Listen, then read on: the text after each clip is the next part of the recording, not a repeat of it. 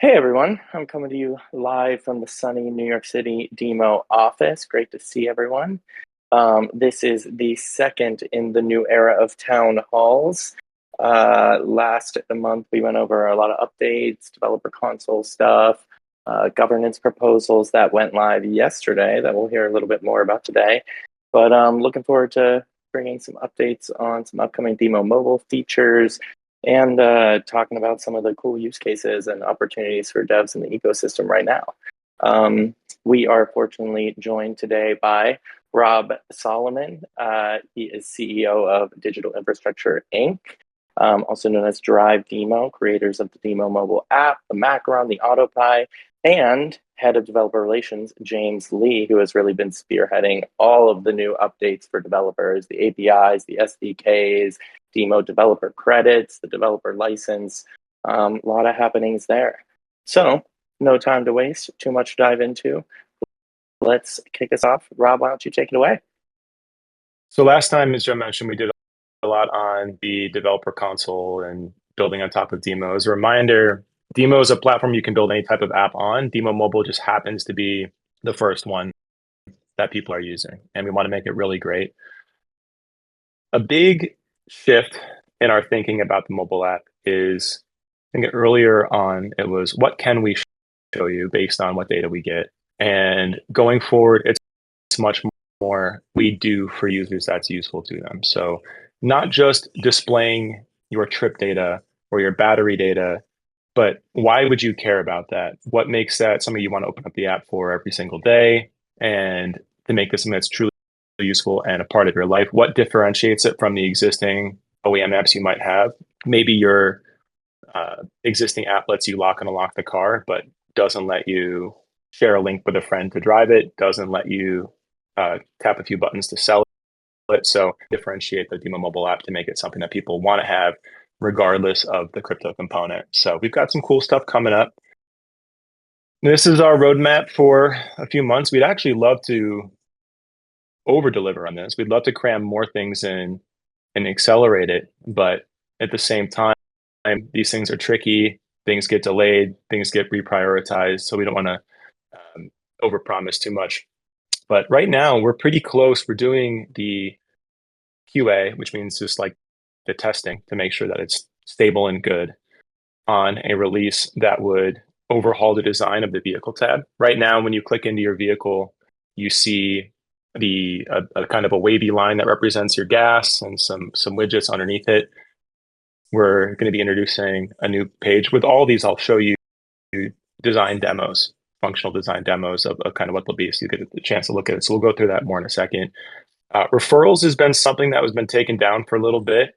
We definitely noticed some gaming behavior. Like we're on blockchain, so everything's pretty transparent. You'll notice that there was a period, if you go to our Dune dashboard, you'll see a bunch of Kias being added. And they were real Kias, but likely it was somebody who had gotten access to the email and password login for people with Kia on Smart Car, and they were adding a lot of Kias and referring themselves, and there was just a lot of gaming going on. So we wanted to take a second to add more security there.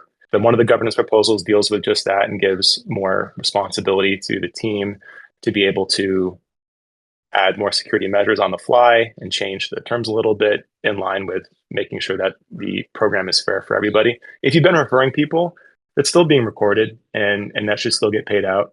We'll have to probably do it manually. It won't show up in the app as a referral, but you'll get the amount kind of airdropped into your wallet. But that we hope to launch that again soon and launch it again with deep links. So you'd be able to send a link to refer somebody instead of a code and actually make it a little bit easier. We'll do some vehicle customization stuff. A lot of people complain about the fact that they have like a white car and just red in our app. We'll fix some of those things. We'll add trip tracking. And the one I'm most excited about, and it's furthest out, not because it's not important, but because it takes a lot of work, and we're already kind of started on it, is how can we remove all of the blockchain clunkiness and onboarding, all wallet stuff. And if you've used MetaMask or Rainbow in our app, you probably notice some glitchiness and it says go to the wallet, but then nothing pops up to sign. We can fix all of that. We can remove any need for gas fees. We can add more features to the kind of wallet tab in our app. And so there's a lot coming there as well. So let's get into it. So on the new vehicle tab, this is cool. We're doing this PowerPoint using Figma, which is a design tool, and it lets you pop live prototypes into your presentation. So you already in our app today, you already see this new version of our Garage tab. And if you tap into one of the cars, you'll now get this view where you can see you keep the map at the top. It zooms into the vehicle that you're looking at, and you get this new tray with these beautiful new notification cards. And we can do all kinds of fun stuff there. We can let you know that your car is, not set to earn this week because the connection isn't working and needs you to go in and take an action. We can send a push notification too. We can give you onboarding tips. And in the future, we want to add topical alerts like, hey, your registration's due, your tire pressure is low, whatever. And you'd be able to kind of swipe through and dismiss cards and take actions there. These notification, this type of like Apple Fitness style notification dials, that's not going to launch right away. But we want to, this kind of gets back to my earlier point of like the so what. We don't want to just tell you that your battery voltage is 12.1 volts. We want to tell you that your battery is healthy and what to do about it. It matters. If you want to replace it, how do you tap a button to see which types of batteries would work with your vehicle and order one and have it, book an appointment to get it added. So this would be the new vehicle tab, and this should launch very soon. It's got a cool little 3D, 2D effect you can toggle between and zoom around on the map. You can tap this to pop open Google Maps or Apple Maps and navigate to your car. So let's say you park your car in the city and you're trying to navigate to where you parked it. You forgot where you parked it. Tap this and you'll get turn by turn to go to it. And overall, just looks a whole lot nicer. Great work by the team. And there's also light and dark mode support. So the tray will stay black, but the map can be light or dark mode. All right, this one is a sneaky big one. One of the big issues we have right now is that in order to connect a car to DIMO, you need to have a car with a software to buy one of our hardware devices, which are not cheap. The Macaron is relatively cheap. We're working on getting cheaper devices, but there's a barrier to entry there. We're going to make it so that anybody can come into our app and mint their car. It's not going to be verified. It's not going to be connected in streaming data. It's not going to earn, but they can at least see their car in the app, see some basic things about it, maybe get valuations, add to the glove box, use some of the features, and also just connect it later. So if you buy a device, you're waiting for it to get shipped to you, you can add your car in the app, and that just makes onboarding that much faster when you get to it. So you could type in your vehicle. Okay, I have a Ford Mustang 2022. Let's get that connected. And then I'll see this kind of empty state screen where I can, my dials, my widgets are kind of grayed out, but I can see if there's recalls. I can see what the resale value is and maybe take some actions, customize my car, and play with some apps. When we add more and more to that glove box feature where you can add a license registration, so on, maybe I could still use some of DIMO partners just based on that information alone.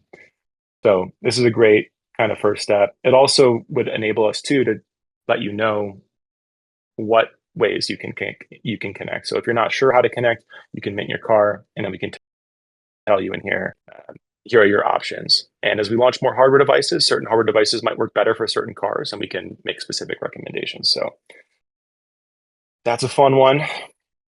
Trip tracking is another one I mentioned earlier that we have the kind of back-end technology for. It might look like this. This is still very much ongoing, our design of it. So this is not a final design. The other designs I just showed you were a bit closer to what we would actually do.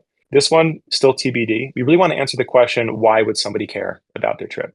And we know people will, but what is the reason that they're looking at their trip? Are they trying to remember a place that they went to? Are they trying to see if any events happened on their trip where they burned more fuel than they needed to, or hard braking, put additional wear on their car, what the cost of that trip was to them? They want to export it for work reimbursement because they have a car that they use for work and personal. What are those? The way that we design the feature would depend on how people want to use it. So we want to kind of get more information on that. But imagine coming in and being able to see every single trip you've taken as well. Already, we do have the trip API ready. Our team has built a test app, which you can scan this QR code and you get out right now, just to kind of look at some of your past trips. As a warning, this is really the trips feature is best for people that have autopies. If you have a Macaron, it's likely the connections are just spotty. Or if you're in an urban area, you're probably going to have pretty complete trips. If you're driving through rural stretches on highways, you're going to have probably lots of gaps. If you have a smart car connected car, it's not going to work for you. Tesla should be fine. So give that a try if you want. There's a trips beta channel in our Discord. Maybe not a public one, but either way, just tag me if you have get feedback on it or ideas based on that test app. Cool. Vehicle customization. This is a fun one. Not the biggest thing, but it's fun. And the mobile app should be fun. It should be something that you want to share, and you should be able to give some personality to your vehicle. So again, big thing. People hate seeing their blue car show up in our app as green. Right now, the color is randomly generated stock photo. You're gonna be able to change that, and also just like select different styles. Right now, we already have this kind of 8-bit style. We can add more in the future. And wouldn't it be fun if you could also unlock rare or exclusive limited edition body styles? Maybe you unlock one by uh, by driving a certain amount of distance or hitting a certain streak level. Maybe you buy one using DIMO. In the future, we'll add the ability to name your car. We had that nickname feature before. It wasn't built in a scalable way, so we deprecated it temporarily, and that's why in the app now you're seeing just the make, model, year of your car. If you set a name already, you can still see it. You can't change the name anymore, and it's not part of onboarding anymore. You'll be able to buy an exclusive .demo name for your vehicle. So you could buy hotrod.demo and set your part of that name, any person in the world who could have that name for your car. So it's a one of one name for any vehicle. You can renew it for a certain amount of years. It's kind of like a domain name.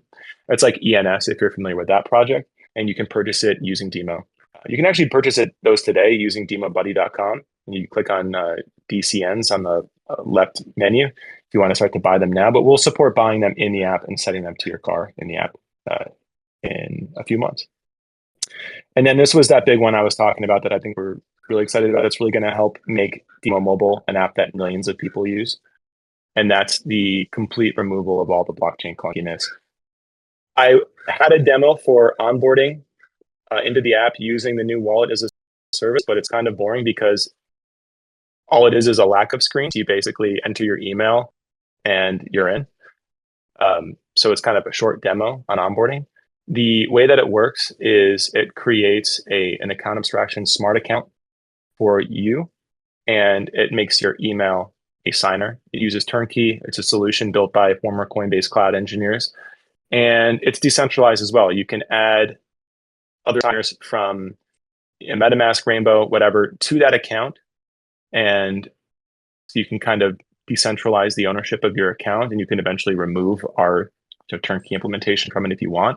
And because it's using account abstraction, we're able to remove all the need to think about bridging and blockchain gas tokens. You'll never need Matic tokens, and transactions should just work seamlessly. We can actually have the gas fees paid in DIMO tokens. So in this example, we would add in the ability to transfer tokens out of your account to whatever address you want from our mobile apps. You click on this transfer tab, you transfer the amount you want to send, who you want to send it to. Maybe we'll have an address book so you can save people there.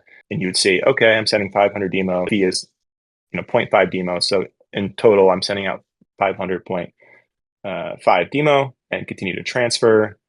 Here it goes. And that'd be it. So we can provide experiences that simple. That one's still a little blockchainy because you're sending tokens around. But when it comes to adding a car, it should just be seamless. You shouldn't have to worry about that at all. It should just act. It should be like any other traditional website app you've ever used.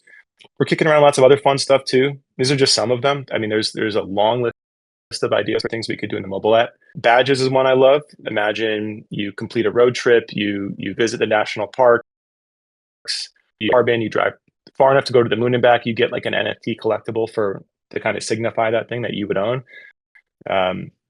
We've already got a bunch of kind of renders of them. This actually spins around 3D, very shiny, very cool, but this software doesn't support GIFs in the deck, so you're just seeing a static image of it. But we could add these into the app. A lot of other apps have it. I think in mobile has that, and they do a good job. It's kind of similar to their implementation of it.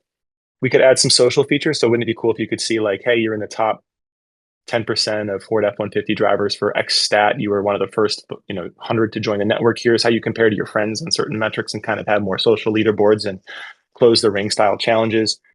DIMO Wrapped is a fun one. If you're familiar with Spotify Wrapped, we could give you like, for your quarter, here's what happened with your car. Here's how much you drove. Here's what happened to your valuation over this period.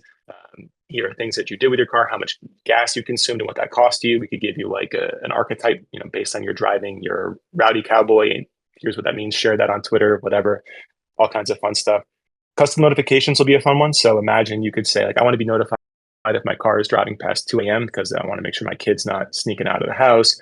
I want to know if my car is involved in an accident. I want to see if it leaves a certain geo zone. Let's say you're a Turo and you want to know if the car is leaving the city that you rented it out in, and just kind of keep tabs on it. We'll add the ability to set these notifications in the app, and alternate languages. This one might actually come sooner than later. We have a lot of partners that want to take DIMO into other countries. Last time we focused more on the developer pipeline a little bit, and there are some big companies that are in South America and overseas that want to bring DIMO to those markets and help us deploy there and build partnerships there. And so Spanish version of DIMO will be coming sooner than later. And there's lots of software that kind of make that a little bit easier. So we see that.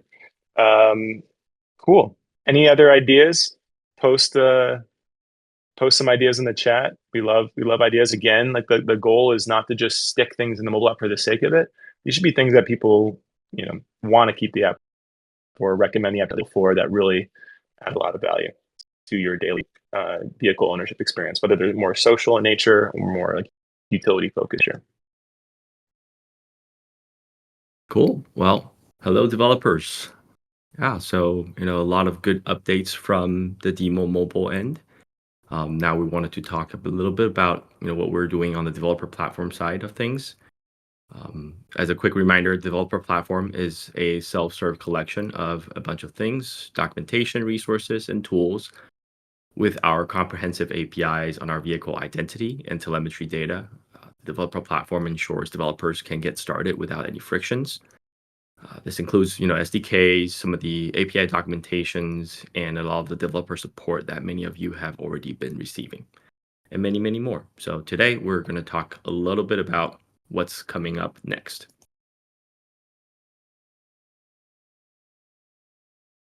All right. In previous quarters, we worked on giving developers easy access to our APIs and made sure that developers can really work on things in a somewhat self-service way. But much of the process, like what Rob mentioned, is still clunky, with some Web3 components, a lot of blockchain knowledge needed. So to further lower the barrier, we look to open up a developer console for beta access really soon. As a matter of fact, I have it, running in staging right now, which I'm currently testing, and it's looking pretty awesome, which you'll get a glimpse of it in a bit. And incorporating wallet as a service, as mentioned earlier, and many other enhanced features in the coming quarters.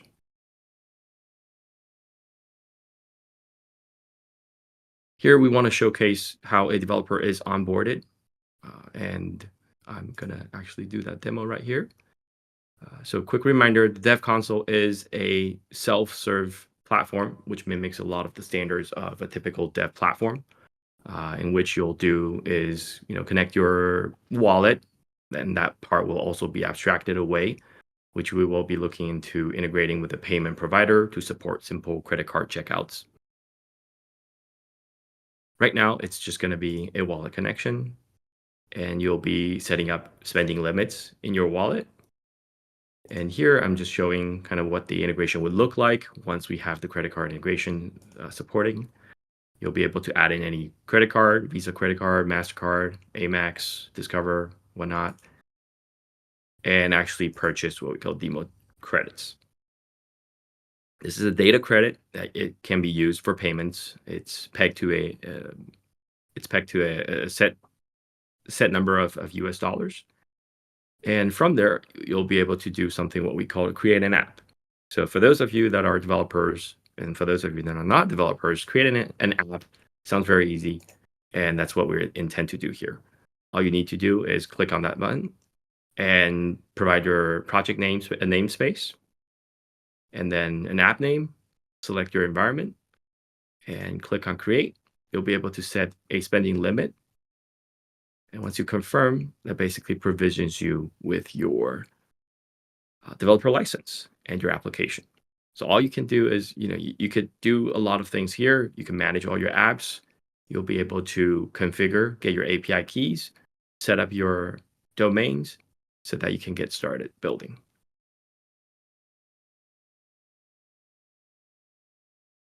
Looking ahead, we also have lots of plans around how to better enhance that experience. So you're able to create an app and manage your app. That's pretty much it. But we're actually following that up with a lot of new things, including role-based access controls, team management for your projects. So you'll be able to invite your brand manager, your growth team, your developers, or even your outsourced developers. So there'll be multiple levels of hierarchies within your organization and multi-license support to manage your different projects. So imagine you being a company or being a developer team, and you want to create 3 different projects, for 3 different, use cases. You'll be able to manage all that through multi-license support. And also, as mentioned earlier, webhook events that will enable custom and notifications, easy payments, and wallet as a service integration will all be included to further make building easy.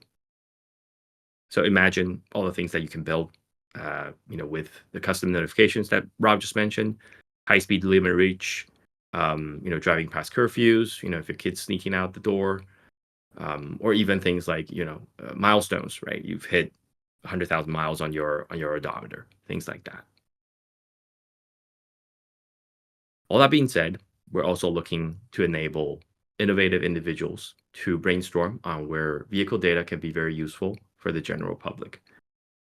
We've recently had a personal AI car mechanic and a car data brokerage that recently broke ground building. These are exciting ideas that are funded by the DIMO Ignites grants program. And the more aspirational challenges, such as the digital DMV in banking, or the end of traffic route optimization via crowdsourced vehicle data, are still waiting for brilliant minds to take on. And this leads us to our next event, EthOnline. We're calling all innovators to join us for EthOnline. This is a 3-week virtual hackathon where you get to hack and build with the builders throughout the world. The event will run from August 23rd to September 13th, consisting of live workshops, intuitive guides, tutorials, and a chance to talk with us again. And obviously online office hours with DIMO engineers. What we're looking for is a bunch of volunteers within the DIMO engineering team for them to hop on, and you'll be able to interact with them, many of them during the event.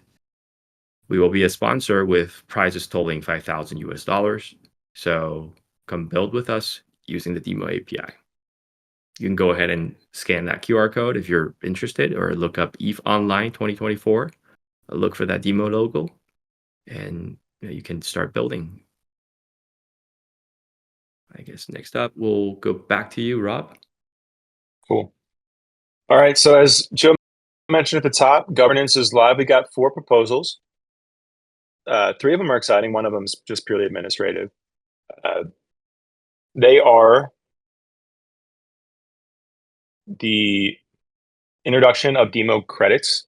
So this is an interesting one.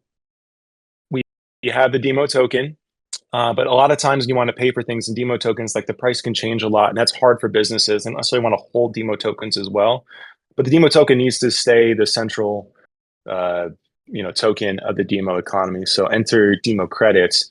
It's a way to burn DIMO tokens to create a stable DIMO credit that lets a business hold something that will not fluctuate in value. Every DIMO credit is worth 1/10 of a penny, but they can only be created by burning DIMO. So the need for DIMO, the demand for DIMO stays there, and it just kind of takes some of the guesswork and volatility out of it for developers. So James, I think, showed a little bit earlier that he was using, you could put in a credit card, but our tools on the back end would all be kind of spending in DIMO credits, accumulating and spending in DIMO credits in the ecosystem, which would again cause a burn of DIMO tokens. This one proposal acknowledges the DIMO credit and changes some of the fees that we've had historically, whether it's minting a new device or applying for developer license, and makes that a fee paid in DIMO credits. Other things like becoming a hardware manufacturer or a node operator would still be in DIMO tokens, because we want those businesses that are doing those things to stay aligned with the DIMO network and to experience that volatility directly. So those would stay in DIMO tokens. But check that proposal out. It goes into more detail as to why and how that works.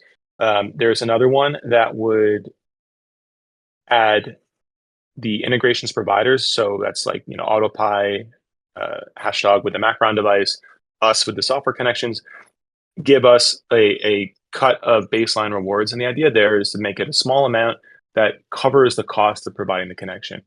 Historically, we've lost a good amount of money by sponsoring the SIM costs and cloud and device management costs for devices.